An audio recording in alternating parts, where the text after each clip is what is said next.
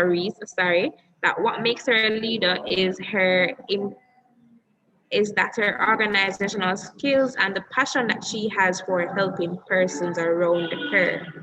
We have Miss Faith Williams saying that she tries to be positive and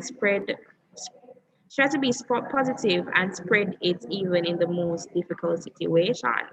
Very interesting things coming out from you guys. We have Miss Trader Richards.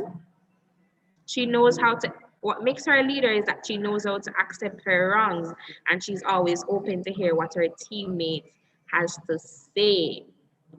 Miss Kea Hines, she's a leader because she's determined to include everyone that makes the task work efficient.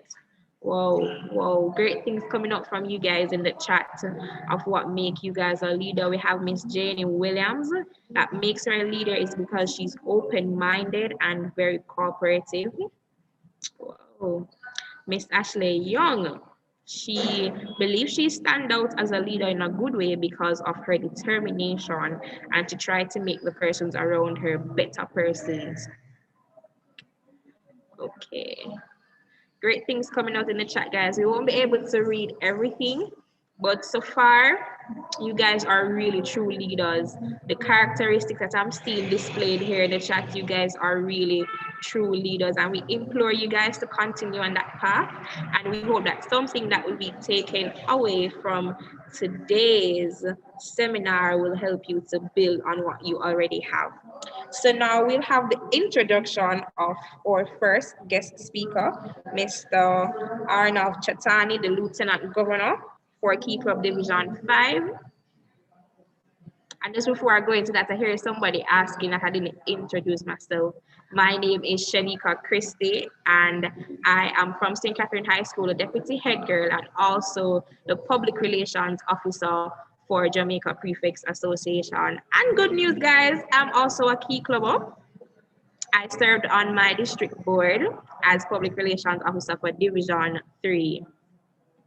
So now we will have Mr. Arnav Chatani, the Lieutenant Governor for Key Club Division 5, with the introduction of our first guest speaker.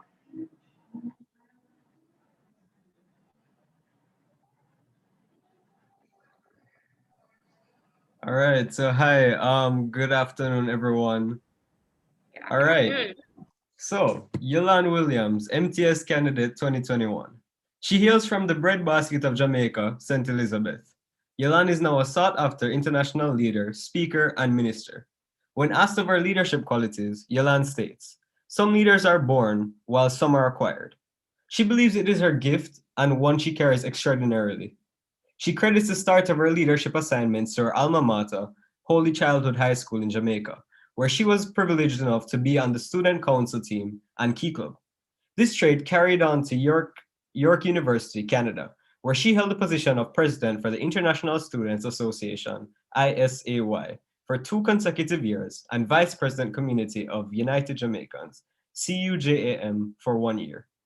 A stalwart in her time, she was also a student ambassador and emerging public relations chair for the Jamaican Canadian Association, as well as the Jamaican Special Events Committee welcoming high commissioners and consul generals to Canada. She has served in various leadership roles at her church and is currently the events chair for the Olive Branch of Hope. She's pursuing her master's in theology while working as a senior financial advisor with Scotiabank. The highlights of Yolan's life are her children, Aidan and Anea, but most of all, her life in Christ, who makes all things possible. Everybody, please give a warm welcome to Yolan Williams.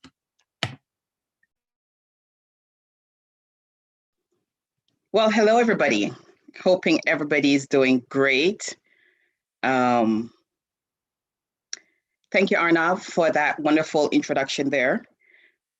It is indeed an honor and a pleasure for me to be here with you this evening. I'm going to be trying to figure out some technical stuff here while I'm doing this. Okay, yes, I have access. So if there's one thing I am sure we can all agree on is that COVID has surely expanded our vocabulary on ways and means to remain connected. Not that we weren't able to connect before, but COVID has taken us to another dimension. And as Ralph Waldo Emerson says, the mind, once stretched by a new idea, never returns to its original dimensions. And as leaders, we should always be expanding our vocabulary and open to new ideas. When I was given the topic, the first thing that dropped in my spirit and remained in my spirit is one size fits all. Wait a second, I think I need to be sharing my screen here with you guys. Give me 1 second here.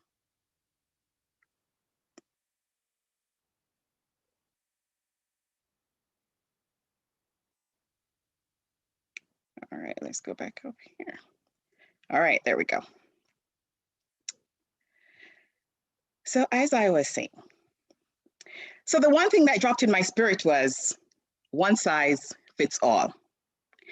When I think of COVID and truly reflect on the magnitude of COVID, all I can say is really one size fits all. Why do I say that? I am so happy you asked. Because COVID is no respecter of persons. It doesn't matter if you're tall, short, slim, black, white, purple, orange, the prime minister, or the auxiliary staff. COVID affects all of us.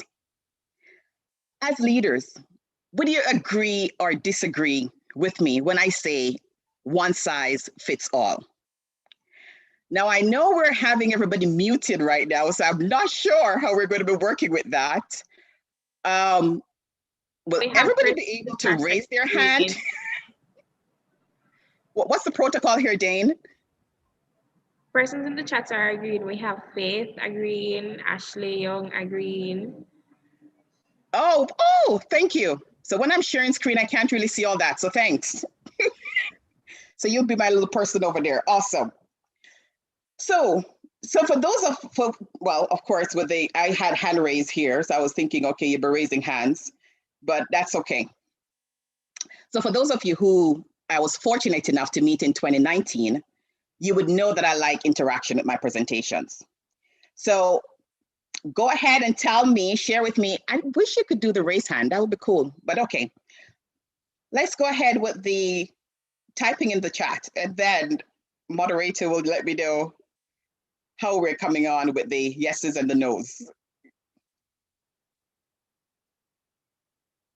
So if we have majority saying yes, or do we have, it's kind of hard to tell from that, right? We have person saying that they agree. No one has disagreed so far as yet based on their responses.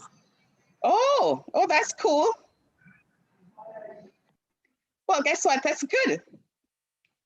So for our time together today, we will be exploring what to do when faced with a one-size-fits-all situation, and keeping in mind that doesn't apply in all cases. One size fits all, where do you normally see that written? Again, this is going to be a little challenge here because I wanted to see responses and hear what's happening here, and I'm not going to be seeing that or seeing any form of responses. Persons are saying they see it in clothing stores, one size fits all. That's the only response we've gotten so far. Well, that's good. Now, the question I have for you is, have you ever seen one size fits all in shoes?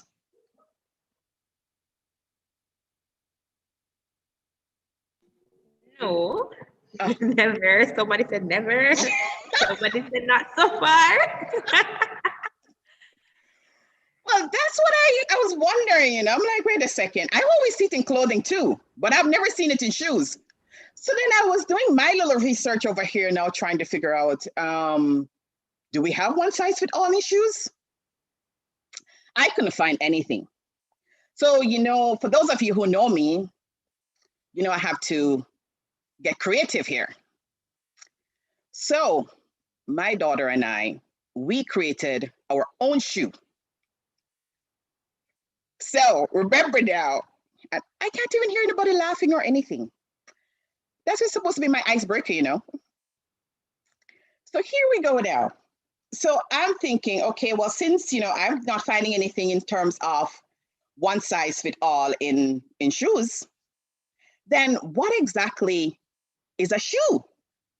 So doing my research, I found out that a shoe is an outer covering for the human foot.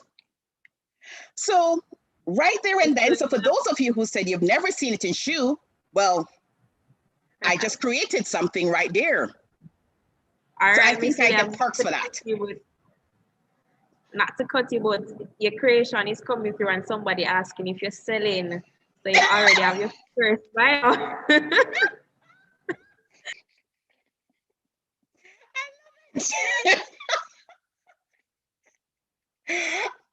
Well, you know, we can definitely have that conversation after. How about that?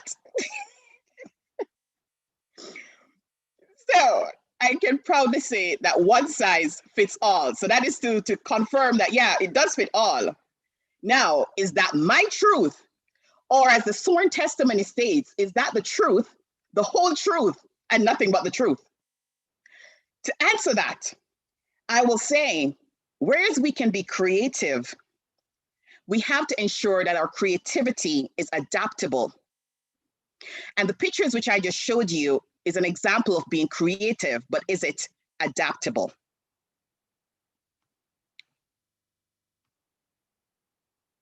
Hold on, I'm trying to maneuver my slides and, okay, there we go. Right, so is it adaptable? Is it protecting the sole of the feet? Is it conducive to various weather conditions? And the list goes on. One shoe manufacturer had this to share from researching from one of their clients. We had learned a lot through collaborating with him, but the most important feedback came after he'd been climbing in his shoes for about a month. Drucker, a renowned author, in his book also added to this point. He said, whether you call the customer a student, patient, member, participant, volunteer, donor, or anything else, the focus must be on what these individuals and groups value, on satisfying their needs, wants, and aspirations. The danger is in acting on what you believe satisfies the customer. You will inevitably make wrong assumptions. Leadership should not even try to guess at the answers. It should always go to customers in a systematic quest for those answers. So our topic for today, reshaping leadership, adapting to COVID-19 virus.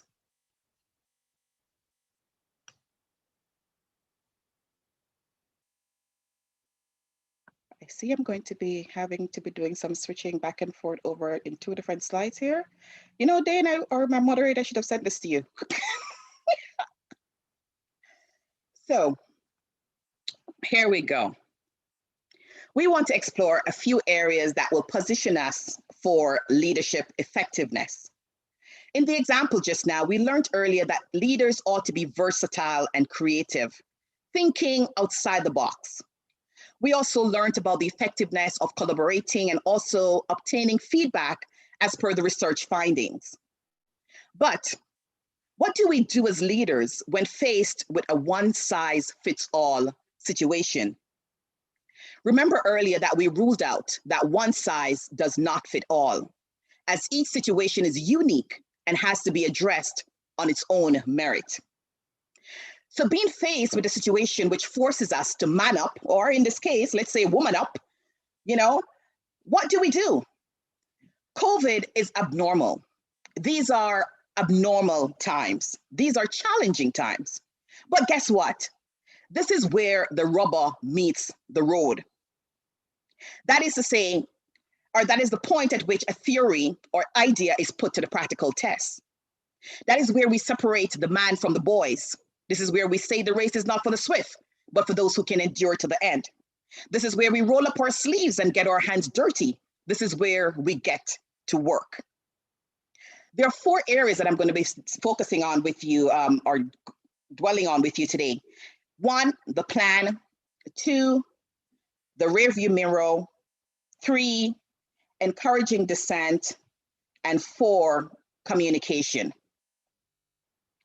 The first one that we're going to be looking at is the plan.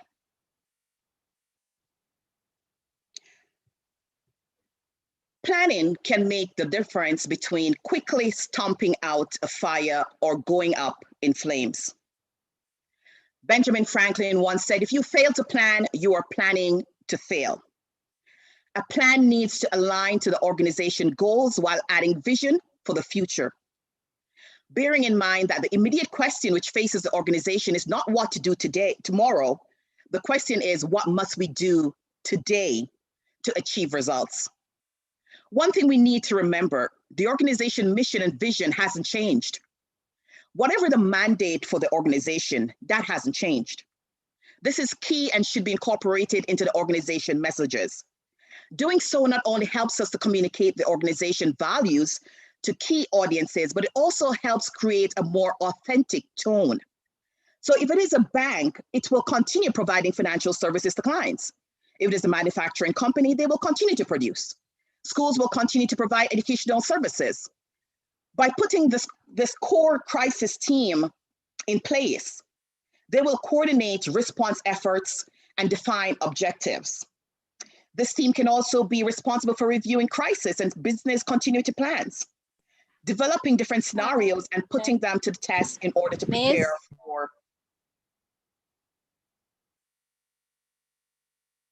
for unknown variables. As part of the planning process, is taking a look in the rear view mirror. The rear view mirror. In order for us to know where we're going, it is imperative for us to know where it is we're coming from. And as much as performance is not indicative of past performance is not indicative of future performance, but we can use it as a gauge. This reminds me of the rear view mirror and windscreen analogy. The rear view mirror is small and shows what is behind us. It is a reflection of the past and cannot be changed. It is somewhat important because to know where we're going, we must know where we're coming from. The windscreen is large and in front of us. It projects our future and can be changed. It is most important because we can choose where we want to go, and the windscreen projects our destiny. Crises typically occur without warning and can often have long-lasting effects. How the crisis is handled can negatively or positively affect an organization's reputation. One way to better prepare for this is by looking at the past, both at crises that they have previously dealt with and those similar companies have also faced. Maya Angelou said, "I have great respect for the past. If you don't know where you've come from, you don't know where you're going." Winston Churchill also added to that. He said, "Those who fail to learn from the past are doomed to repeat it." So take time to reflect on how those other crises were handled. What can you learn from a successfully resolved crisis? What can you learn from the mistakes? What approach should you take if you're handed a similar disaster? I know I'm kind of going and I'm not even showing you my slides, which is not even cool. So let me try to catch up with my slides to where I am in my presentation here. And sorry if I'm going fast, guys. So my next point is encourage dissent. As a leader, you have a responsibility to take action. And by so doing, set an example. Leadership has no choice but to anticipate the future and attempt to mold it, bearing in mind that whoever is content to rise with the tide will also fall with it. It is not given to mortals to do any of these things well, but lacking divine guidance, you must still assess where your opportunities lies. And that's Drucker quoted there. If you have quick consensus on any important matter, don't make the decision. Acclamation means nobody has done the homework. The organization's decisions are important and risky, and they should be controversial. Martin Luther King Jr. said, "A genuine leader is not a searcher for consensus, but a molder of consensus. In challenging times, we would want an easy solution, or in other words, a quick fix. But oftentimes, quick fixes can later result in more detrimental matters had we only taken the time to explore more constructive and lasting solution. It is for this reason we are cautioned against arriving at decisions very quickly.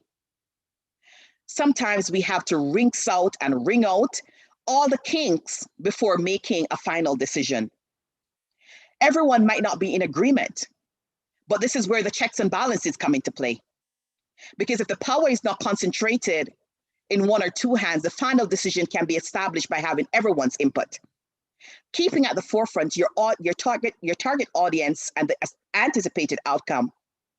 Another reason to encourage dissent is that any organization needs its non-conformist. This is not the kind of person who says there's a right way and a wrong way and our way. Rather, he or she asks what is the right way for the future and is ready to change. Open discussion uncovers what the objections are. With genuine participation, a decision doesn't need to be sold. Suggestions can be incorporated, objections addressed, and the decision itself becomes a commitment to action. Martin Luther King reminds us again that the ultimate measure of a man is not where he stands in moments of comfort and convenience, but where he stands at times of challenge and controversy. Once we have made a decision, we can now communicate to all parties. And again, let me go back over here. Trying to get you here.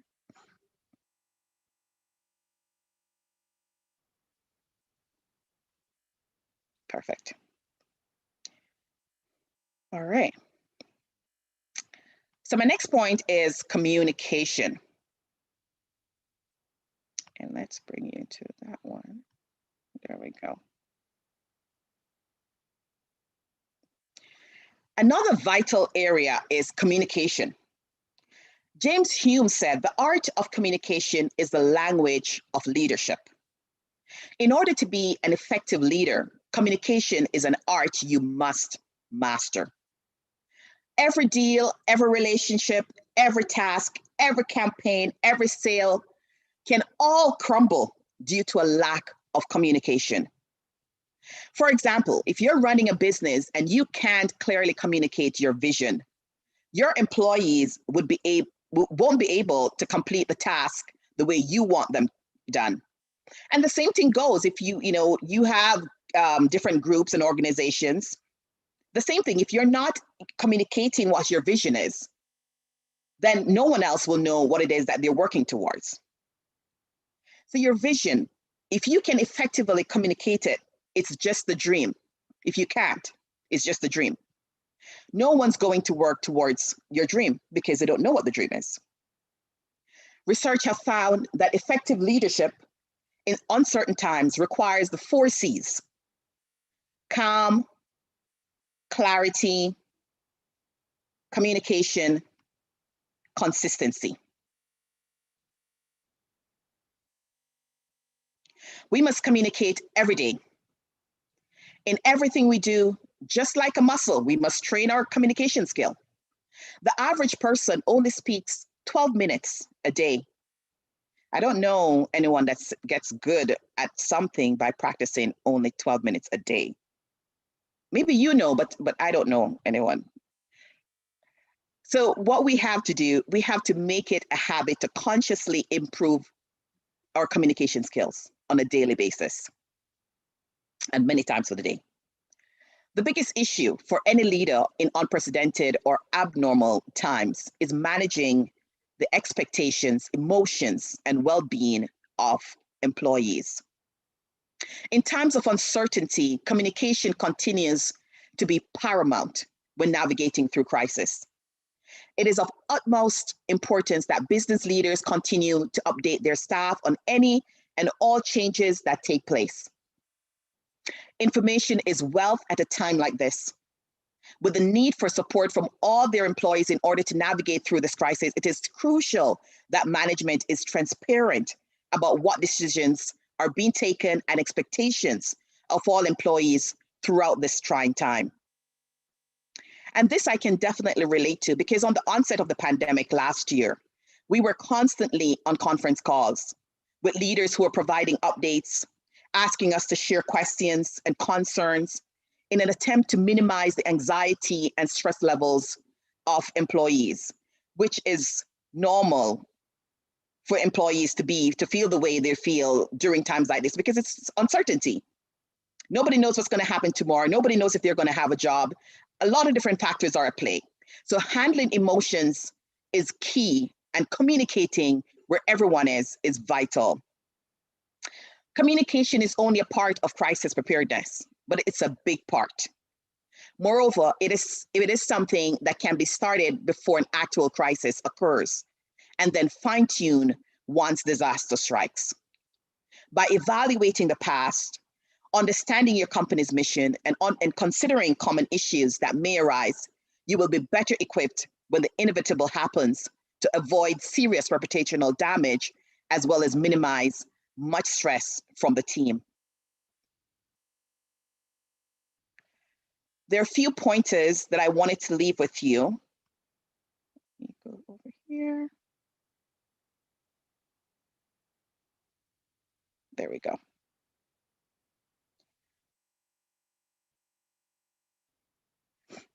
The first one is being adaptable. As a leader in unprecedented times or abnormal times, you have to be capable of responding to ongoing change through continuous learning. You have to establish partnerships. The social media tools and connectivity provided by the web are enabling and encouraging new types of interactions between people, where research has proven that leaders across the globe are establishing partnerships via these medium. What I would suggest is surrounding yourself with those who can empower you, those you can brainstorm together, especially when faced with challenging situations. Unbeknownst, you could be helping each other. If world leaders can and have proven this technique successful, then I believe you can as well. You have to be creative. In Jamaica, we have the saying, and yes, I can say we because I am Jamaican. It is my birthright.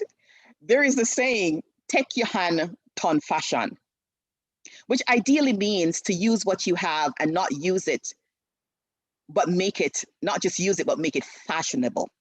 It is telling you to get your creative juices flowing. You know how I got my creative juices flowing, my creative shoes there? Yeah. So when faced with unprecedented times and situations, this is the approach that needs to be adopted. The next thing is feedback. Before venturing into anything, always do a feasibility study. But what happens if you don't have the opportunity to do this, to do a survey, considering the times that we're in now, these unprecedented times? What do? Leaders at this time have no rule book and need to learn as they go. These are unprecedented times, and no amount of training will have prepared managers, leaders for the current circumstances. It is therefore vital that leaders set feedback or seek feedback so that they know what they're doing well and where any improvement should be focused. And also, which is highly important, is executing on the go, which is definitely what is happening right now in these unprecedented times. Will you always get it right? No. But just as doctors sometimes recommend a medication, it might not work, whereas the dose might be too strong or too weak, and so they have to change the meds accordingly. The same applies to implementing a plan. As a financial advisor, I cannot draft one plan and share with every client of mine. I have to prepare individual plans, all geared to the specific situation of each client. Drucker in his book stated, planning is not an event. It is the continuous process of strengthening what works and abandoning what does not. It is of making risk-taking decisions with the greatest knowledge of their potential effect. Note, I did not say making risk-taking decisions with the greatest knowledge of their effect. In fact, he said potential effect, reinforcing my earlier point that we will not always get it right, but that doesn't mean we should stop trying. Another old Jamaican adage, we try and try and try until we succeed, especially when faced with a situation in which we have never encountered. It will require taking a risk in order to find a solution. John Donne never quoted, he says, never start with tomorrow to reach eternity. Eternity is not being reached by small steps. We start with the long range and then feedback and say, what do we do? The ultimate test is not the beauty of the mission. The ultimate test is your performance. Thank you. Now I'm going to show you the remainder of my slides. Well, thank you guys for having me. That's the end of my presentation. Okay, it's a powerful presentation there by Miss Williams. Thank you, Miss Williams. And of course, we took something away from this, right? Guys, let me see something in the chat that you took away from this presentation, and I'm looking forward to the answers coming in while our Region 6 Vice President, that is Carla Plunkett, comes with the vote of thanks. Carla?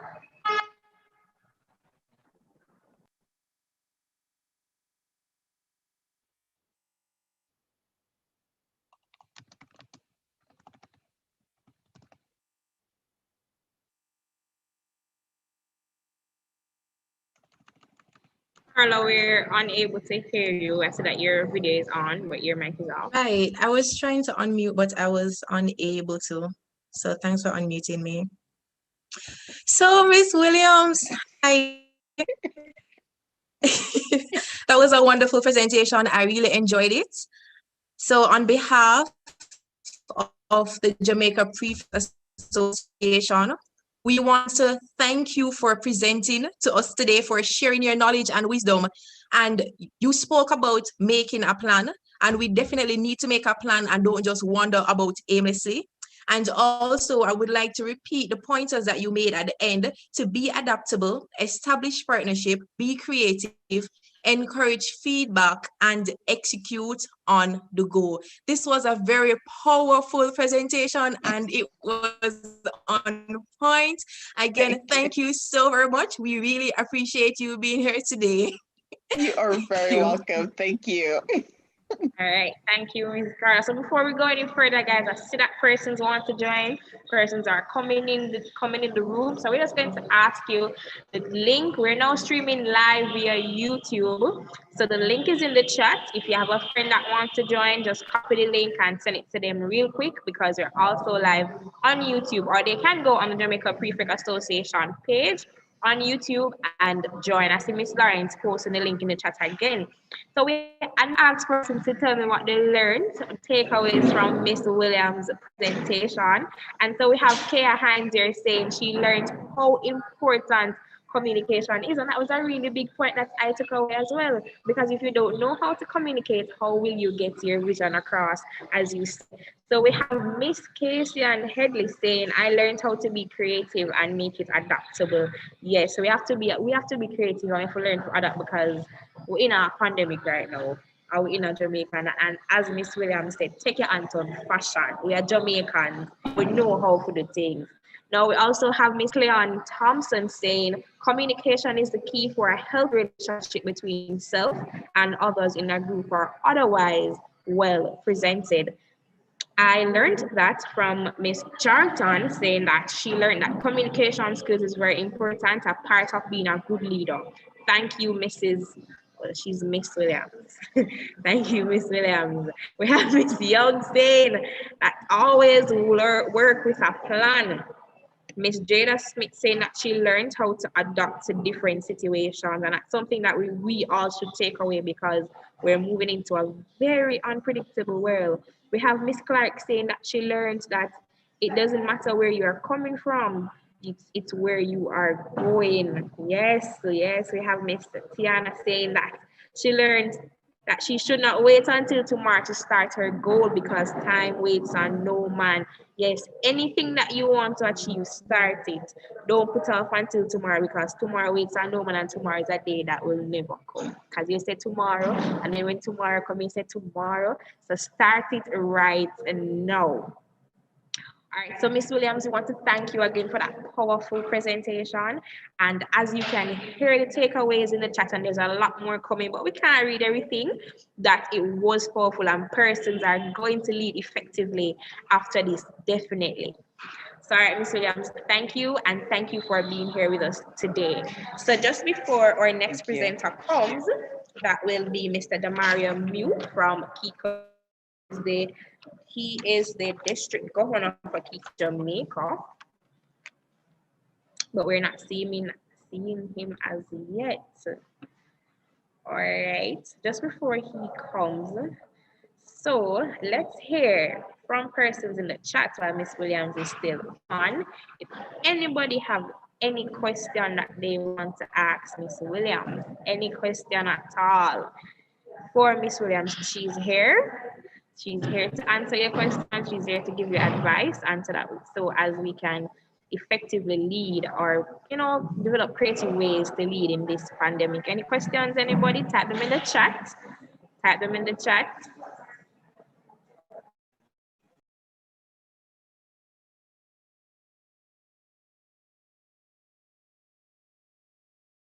All right, so Miss Williams, for you is, what is life like being a financial advisor in Canada in this pandemic?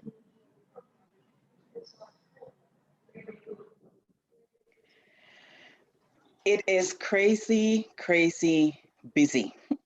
It is crazy busy. It has been nonstop from last year to now with the markets being so crazy, being up and down with, it's been extreme volatility, as I'm sure I'm not quite sure how you guys you follow the markets, but here with the market volatility and with customers, having their investments, it's been really a challenge because 1 second.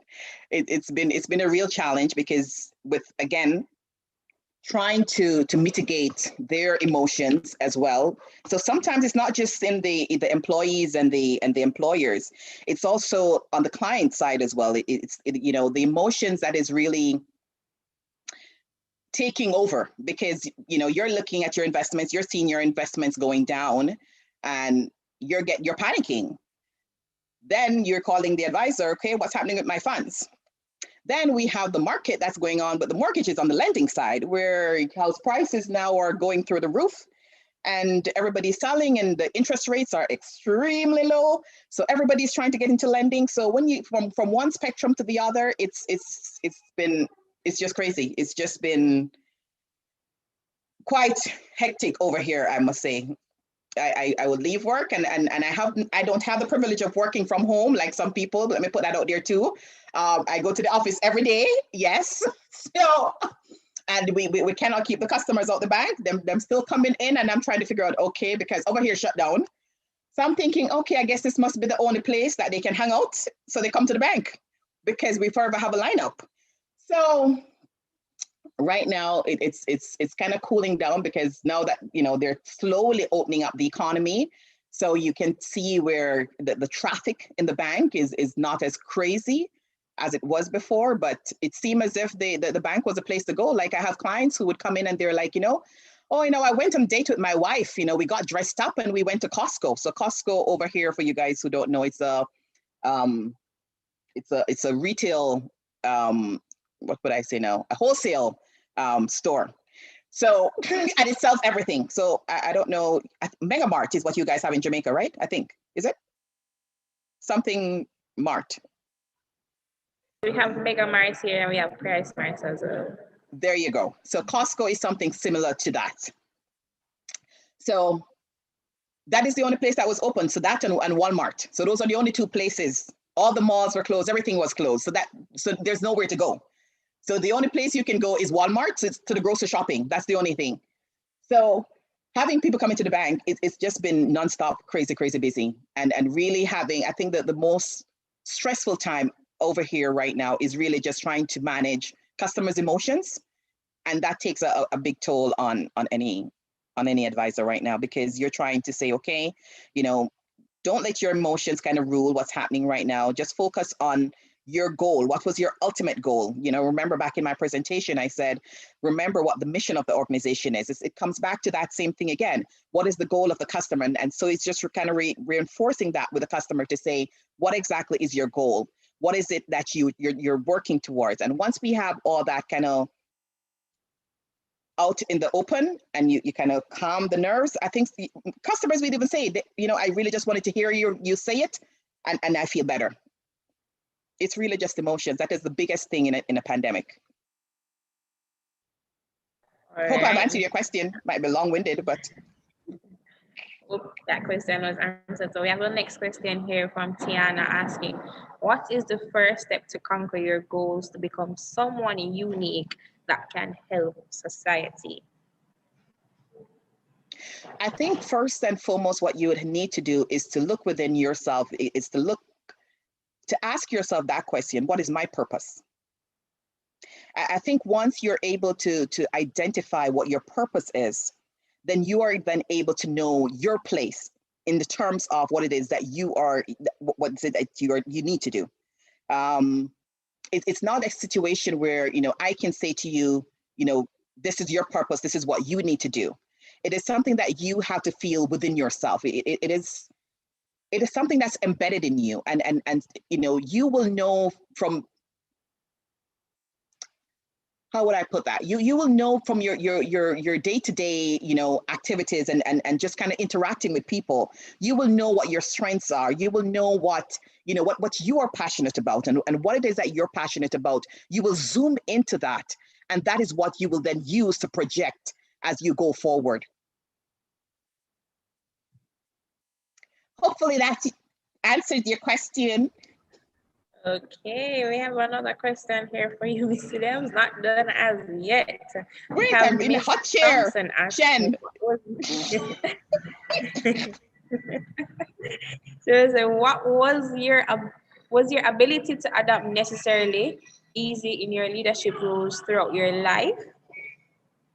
That's from Miss Thompson, Camperdown High. Well, thank you for that question, Ms. Thompson. You know what? I would say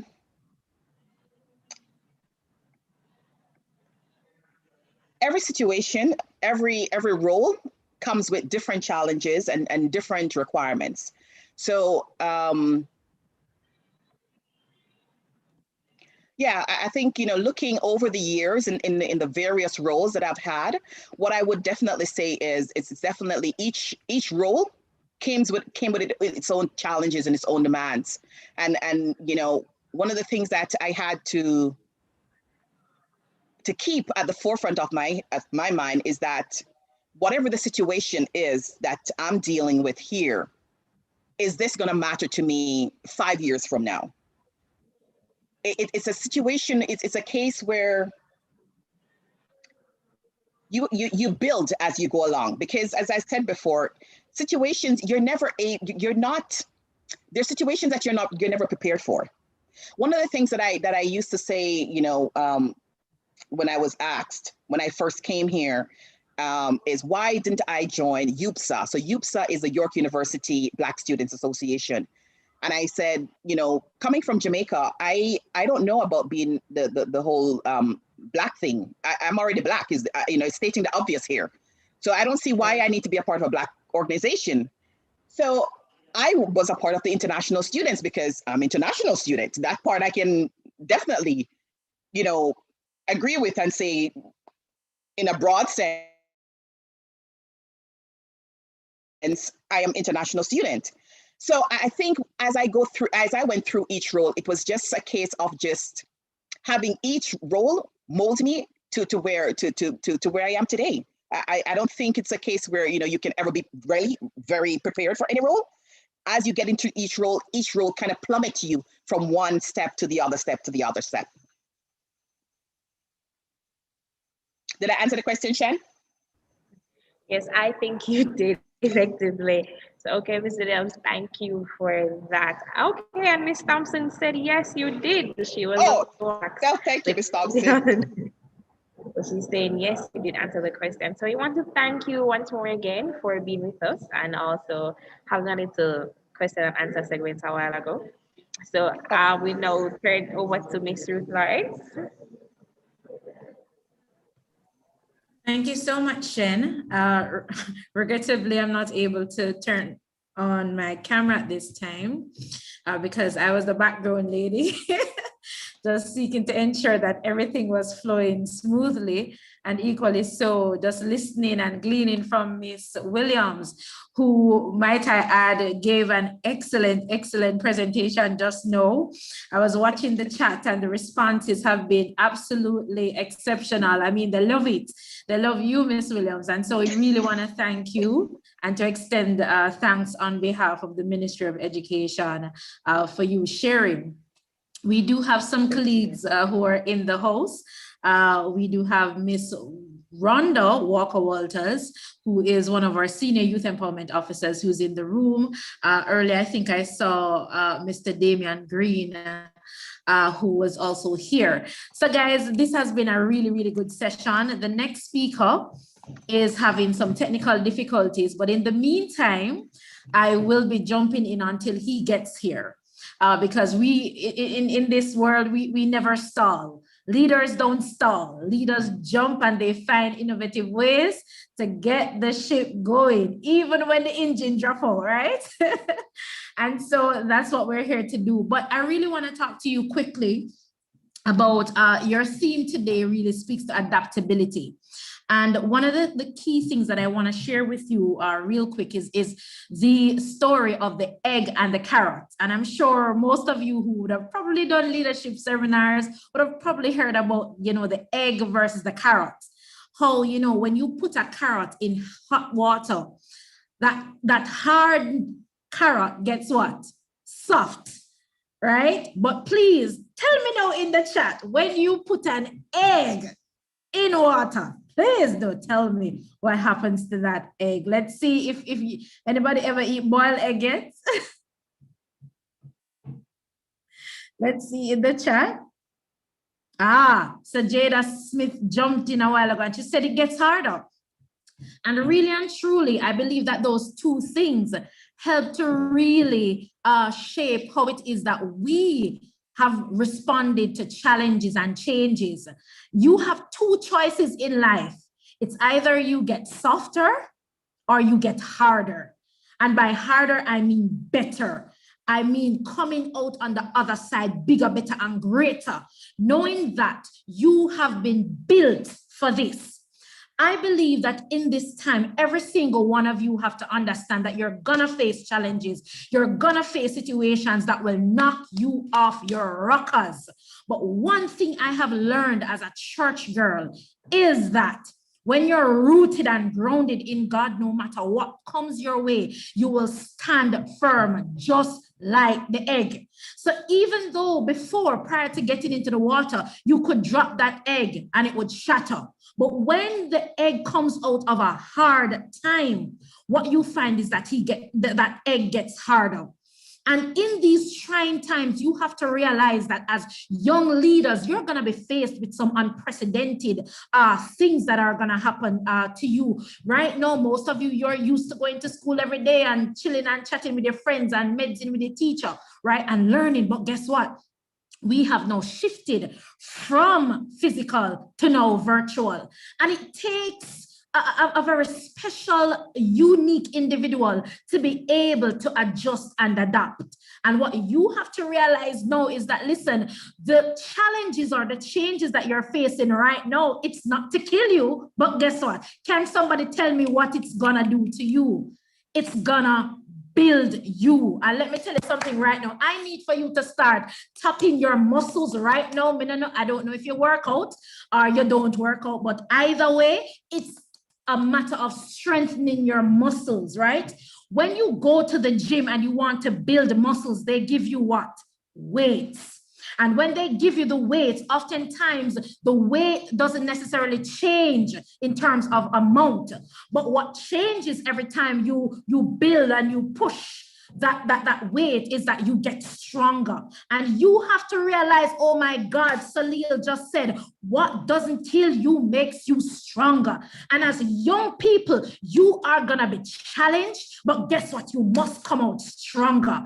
You have to realize right now that there is greatness on the inside of you, but the hot water in life will be sometimes the negative criticisms that you will face from your peers. The hot water sometimes will be the community that you have, you grew up in. The hot water sometimes will be the negative things that you hear in social media, you see on the news. Those are the hot water. But I need for you to ask yourself today, will I allow the hot water to soften me or to make me stronger? There are two choices that you have right now as young people. You are built for this. And when I say you are built for this, when trials come your way, and trust me, dear heart, it will come. Can I get an amen? It will come. You are going to feel some days, me can't bother. You're going to fling with the physics book. You're going to want to fling with the chemistry book. You're going to want to fling with that maths book. Listen, I see the amens coming in. Oh my God. I can so relate to the Cape Saga. I can relate to the CXC Saga. I know what it feels like, but guess what? One thing is for sure, it's not gonna break you, but it's gonna build you. Because when it builds you, it means you're going past your exam because you study your feet, right? And when you study up and you pass, it means you're gonna move from that and you're gonna go on to higher education. And when you go to higher education, now you can start rub shoulders with Miss Yulan, right? Because you have now moved on to a higher and a greater level. Let me tell you something right now. Your future, as Miss Yulan said earlier, is bigger than your past. Many of you right now, you're looking at the past failures that you would have experienced. Boy, I fail a little piece of maths test, I fail the physics test, and guess what? Right now, I just feel oh so done. A liar true, me I tell you. Right? And some people said true, right? And you might be feeling, boy, I can't bother. But let me tell you something. Your failures are not designed to kill you or to stop you. Your failures are there to build you and to make you stronger. I know that somebody in this room today, when CAPE results come out, whenever them come out, because right now we're confused, I want to know when they're going to come out. But when they do come out right now, you're going to say, yes, God, it did not break me, but I came out stronger. And so I want to encourage you today, young people. Many of you, you have taken the time. You could have been otherwise minded today. You could have been on the streets idling and chatting, but you are at a leadership capacity building session to build yourself. Because I think it was Jim Rohn who said, listen, the greatest investment you can make is not on your job, but it's in yourself. The fact that you are at this session today, you are building the value, you are building yourself, and you are becoming bigger, better, and greater. So let me see the game changers roll out this afternoon, that after this prefect seminar, that limited mindset, or what they call the stinking thinking, that must be erased from your mind. The I can't bother, the I can't do it mentality needs to be controlled, altered, and deleted from your mind, because there is bigger, better, and greater on the other side. And so I just want to leave you with that this afternoon, that there is greatness inside of you. And I can tell you, and listen, we just are done right in time because your next guest speaker is here. Game changers, it's time for you to understand that you have been created for a purpose. You have been created to do great things. If you got nothing from this session, know that at the end of the word Jamaican, there is the word I can. It simply means that, listen, we're not dibby. We are not easily phased, right? As them say, we lick up with talawa. So even though circumstances might know, the maths might kick in your face, but guess what? You got armor up and suit up and know, say, listen, greater is in me right, than he that is in the world. I can do this. Why? Because I can do all things through Christ that strengthens me. And so I just want to thank you for the opportunity. Your next guest speaker is here. I was just a side filler. Right now, I'm going to hand over to Mr. DeMario, who will be Mr. DeMario Mew, who is your next guest speaker. God bless you. All the best. Good afternoon, everyone. My name, as was previously mentioned, is DeMario Mew. Apologies for the tardiness. Unfortunately, I had some Wi-Fi issues. Today, I'll be speaking on leadership and leading in the time of coronavirus, which is, of course, a difficult time with the pandemic and the issues that we now find ourselves as leaders facing in this era. First off, I'm someone who likes to be interactive with the crowd. So when I ask a question, I just like a little response from anyone who can unmute their mic and just say a few words on the questions or topics I'm speaking on. So my first question to you guys, of course, is what do you think a leader is?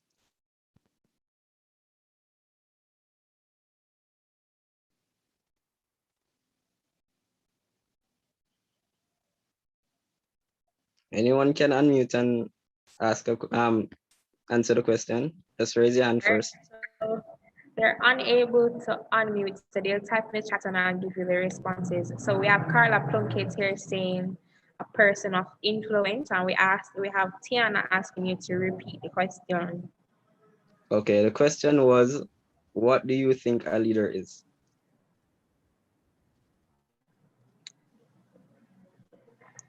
Come on, guys. What do you think a leader? Carla said a leader is a person of influence.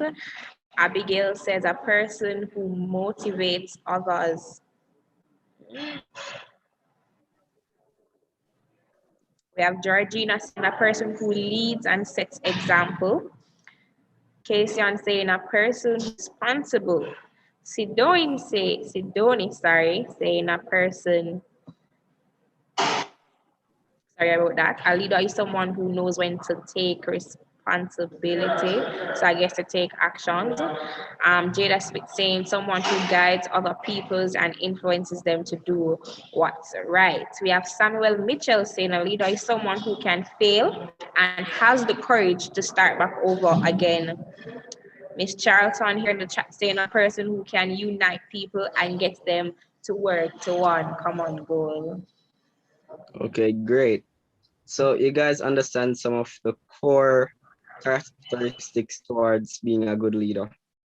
I see a leader has abilities that cause persons to move. A good leader, can't see the rest of that chat. A good leader that use this for good of others. A great leader is a great follower. Okay, someone who has the ability to uplift and champion others to reach their maximum potential, which is all correct. Everyone has the right definition of a leader. But the thing is, everyone in their own right is a leader. What we all have or all aspire to have is characteristics of a great leader. For example, when you see Obama attend or stand up at a podium, you see him speak and control the audience he's speaking to. That's a characteristics that a lot of persons wish they can achieve or gain as to be a better leader. So my point is everyone in their own right is a leader, and we have a lot of characteristics that are out there that makes us better leaders. So some of those characteristics may involve being prepared. Preparedness not only meaning for an event or having ideas listed, but for example, if you're giving a speech, you have a way or method of delivering the speech. So some persons may prepare in a way such as practicing their speeches, reciting it in their head because that's how they give off a speech. Other persons may write down pointers or just freehand it for themselves because they find out what works for them. So as a leader, you should find out what works for you best. So if you know that you can't remember everything that you write down in a speech, try to jot down the main pointers.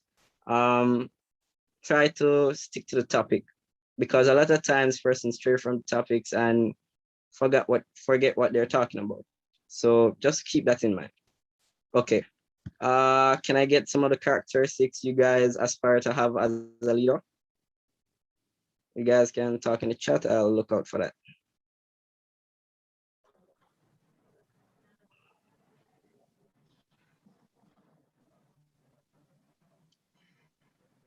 So we have Grace and saying a person who leads by example, so they're trustworthy and they motivate others.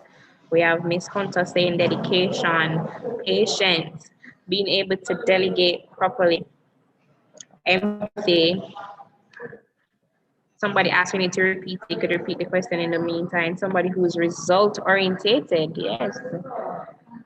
Can go ahead and repeat the question All right, the before I question continue. was, what characteristic do you aspire to have as a great leader?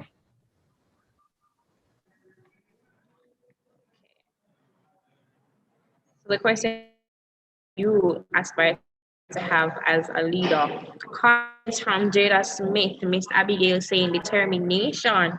Well, Miss Charlton as confident or she's not sure of herself.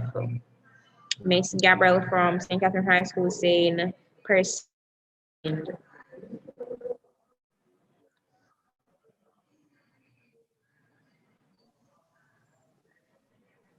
Lamoy humility. Roxanne Russell saying someone who believes in service above self. Georgina White also saying being trustworthy. We have Miss Young saying motivate and inspire people to engage.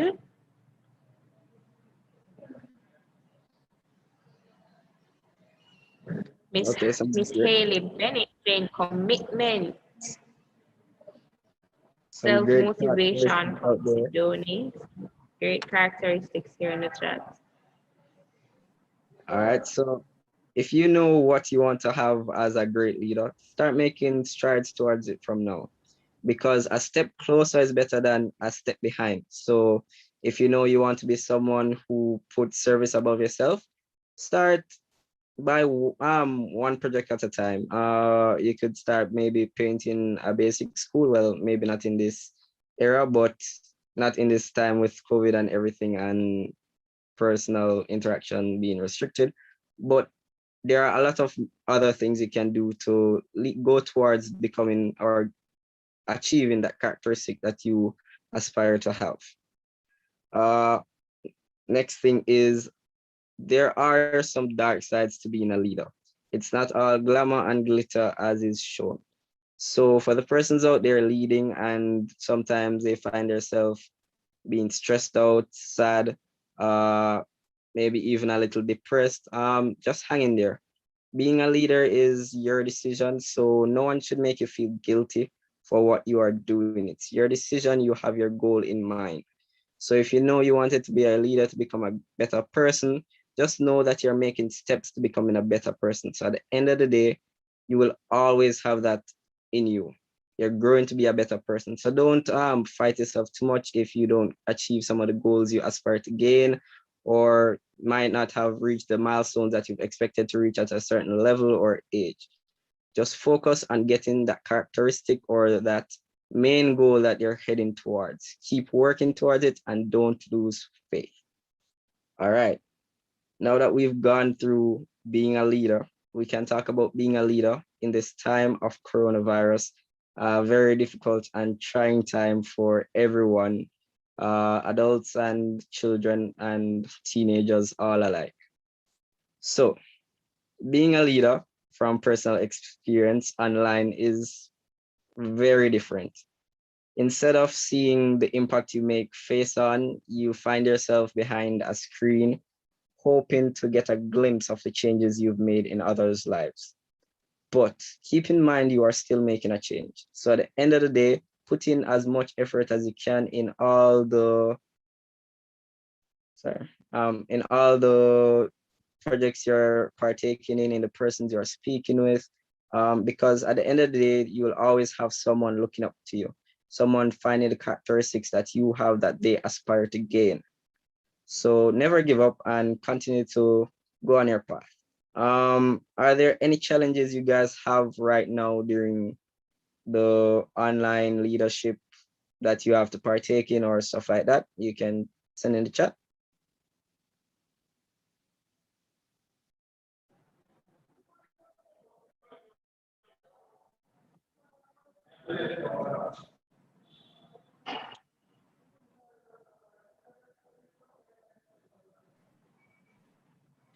So we have Roxanne Russell from the chat saying how to show followers you care. All right, how to show followers you care. Personally, I try to find the time, even though I have a very busy schedule with IAs and leading and all of that. I try to put aside some time for anyone who reaches out to me. So, for example, I tell anyone that if they want to speak with me, just WhatsApp me, Instagram me, and as soon as I can get back to you, I get back to you. Because the moment you show that you care or have interest in that person, the person will believe in you more and aspire more to your characteristics, and they'll become a leader before you even know it. So just try to find a time to speak with persons, encourage them, because this is, as I said, a very difficult time. And just give them some words of encouragement, some advice. You can share with them some tips that you have over the years of being a leader, some experiences. You can share experiences from maybe seminars you've attended, the projects you've conducted, stuff like that. Any more questions in the chat? Yes, so we have Ms. Sidoni saying participation. Usually we have the same people participating over and over again. So how do you get new persons to be enthusiastic to participate? Okay, so what I found that may work with a lot of persons is just reach out one person at a time, because as Jamaicans like to say, one cocoa full basket. So if you reach out to, say for example, John Doe personally and tell him, yo, I'm a part of the prefect society, I think you should try putting yourself in a position to become a prefect. Maybe attend my seminars. It will be a great opportunity for you to learn about how to be a leader, how to lead, and how to become a better version of yourself. You find him come, and then you never know, he might branch out and tell others, and others might get interested in coming and attending your seminar, and before you know it, that one person branched off and shared with 5 persons, and those persons shared with 10 other persons, and before it, you have a full house. Otherwise, social media is a great way to reach out to persons and encourage them to attend meetings or sessions, anything you have in mind to grow and encourage others. Okay, so we have Ashley Young with another question saying how to make persons more comfortable talking to you about bad situations. Okay, personally, if someone has a bad situation that they're trying to address me with, I try to come from a place of empathy. I share some experiences I may have had to make them feel a little better. A lot of times I try to let them have the sense of feeling that I'm also a normal person. I have had a lot of errors that I've done in my life. I've made mistakes as well. So they shouldn't be afraid to come to me and share anything that they might want advice on, such as bad situations.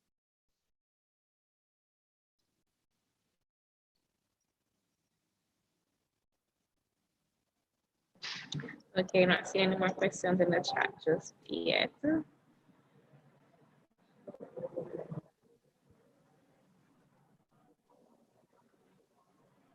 Okay.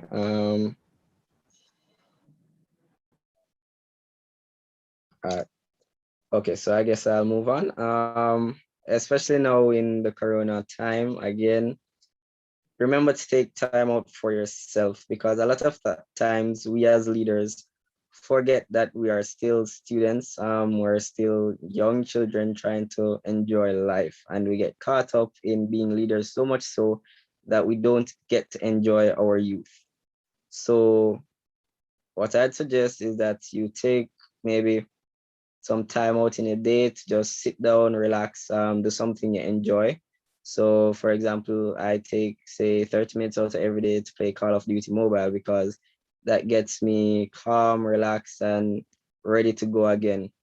So find your niche, find something that makes you happy, calm, relaxed to go and attack all the problems you have to fight again.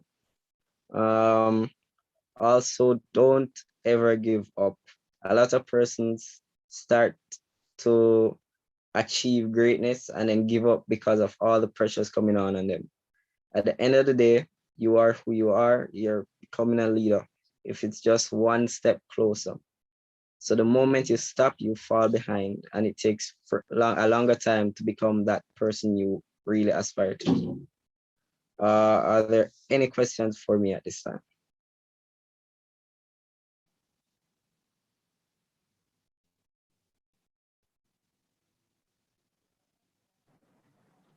Okay, guys, any questions to Mr. Mew? Any questions at all? He's open to answer.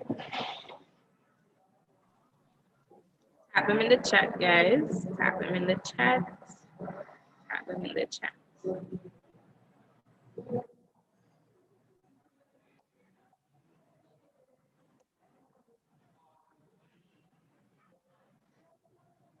No questions, anybody? No questions? Okay, so we have Miss Kalian saying, how do you stay motivated during this time? Okay, I'm not gonna lie, there are a lot of times when I get demotivated because a lot of persons will be out there having negative energy around me. Persons may not be saying that I'm not a good leader exactly, but some persons may be saying that. Other persons may be saying that we have way more things to be doing and all of this, and they're stressed out and stuff like that. So there are a lot of bad energies coming around. What I do is I just take a minute in all those energy coming around. I take a minute, take a breath, inhale for 10 seconds, exhale for 10 seconds, and then remember that I'm doing this for the greatness of changing the world. So just do what you have to do to make the world a better place. In all honesty, everyone is going to get down at some point of being a leader because it's a lot of pressure. It's a lot of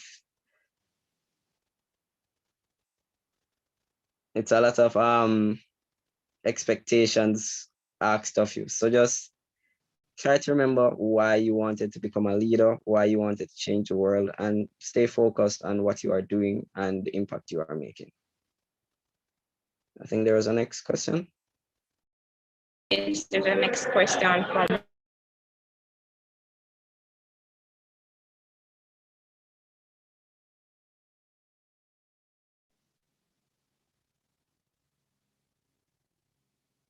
There's a next question from Roxanne Russell saying, if a leader doesn't play their part, what should they do?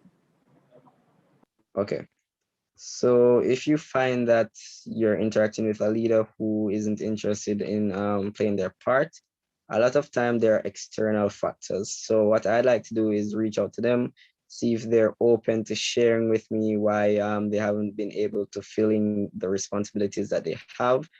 And 9 out of 10 times they have a valid reason to why, but I still speak with them and encourage them to do what they have to do and remember why they're being a leader, because at the end of the day, that's all I can ask of them, to remember why and put in the effort to make the place a better place. We all became leaders for a reason. Some persons wanted to encourage others, some person wanted to change the world, other persons just wanted to make a network, things like that. So just keep focused on your main goal as a leader and the reason you became a leader, and just encourage those persons or those other leaders who may not have been pulling their weight. Reach out to them, because a lot of time they have external factors that are affecting the way they lead.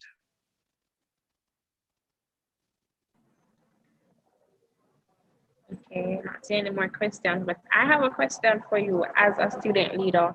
So I know being a part of Key Club, it's a big thing. Key Club is island-wide in Jamaica. And so my question to you is, how have you adapted to this pandemic to lead through the position that you have to ensure that you reach the persons that you need to reach? Okay. My adaptation hasn't been the best because naturally I'm a person who's physical. I like to speak with persons and see them in the space that I'm in. I like to shake hands, have hugs and stuff like that. But again, I have to adapt to what is happening around me. So what I've found myself doing is becoming more available on social media. Before the pandemic, I didn't use Instagram often. I didn't use Snapchat and WhatsApp. But because I still want to have a means of reaching out to people, I use those social medias even more than I probably should. I do admit. But I find that as a way that I've adapted to it, an easier way to reaching out to persons, because of course I can't reach out to them the way I wished I could. Also, I just try my best. That's all you can do at the end of the day. Give your best and it will be good enough for me.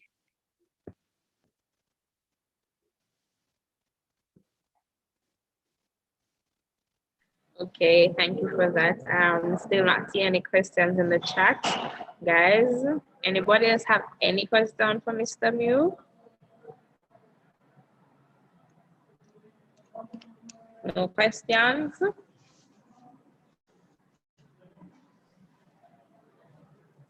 right, so we have Miss Sidoni saying, oh, it's not a question, right? She's saying it's a different year, but while it's different, it's allowed for us to meet some persons I wouldn't, oh, it has allowed for her to meet some person that she wouldn't have without Corona, right? That's a So good it enables point. flexibility right there. Yeah, that's a good point. Yeah, you get to speak to some persons you probably wouldn't have had the opportunity to speak to without the whole online scene and the work, yeah, okay, worldwide use of social media and online platforms right now. So that's a very valid point, and I should probably keep that more in mind, because I take it for granted sometimes that a lot of persons I get to interact with online, I wouldn't have had the opportunity face to face. So great point, Sydney.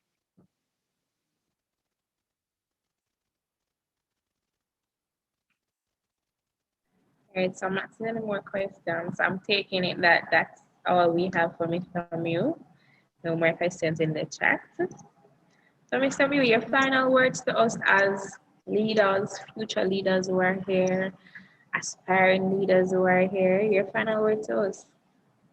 Okay, just to reiterate, keep believing in yourself. Making one step forward is better than just staying in the same position. Try to make the world better one project at a time, one seminar at a time, one conversation at a time.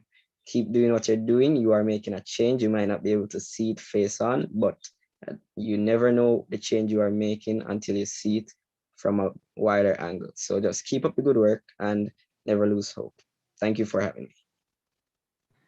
Right, and thank you for making the time to be with us today, Mr. Damarville. So I'll now invite Mr. Siobhan Smith, the General Secretary of the Jamaica Prefects Association, to come with the vote of thanks.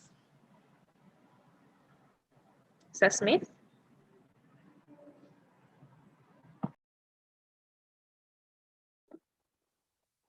Okay, good day, everyone. Can you please give me a second here?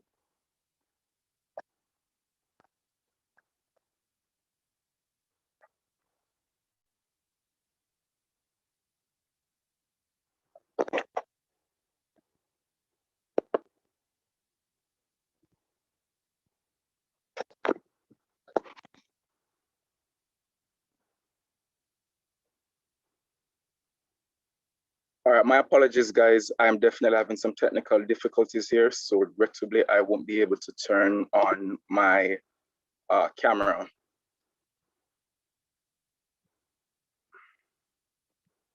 So good day, everyone, once more. It is an absolute pleasure to have been given this opportunity to speak to you all this evening. I hope your families have been safe and that you all have been taking care of yourselves as we navigate through these turbulent times. I'm General Secretary Siobhan Smith, on behalf of the Jamaica Prefects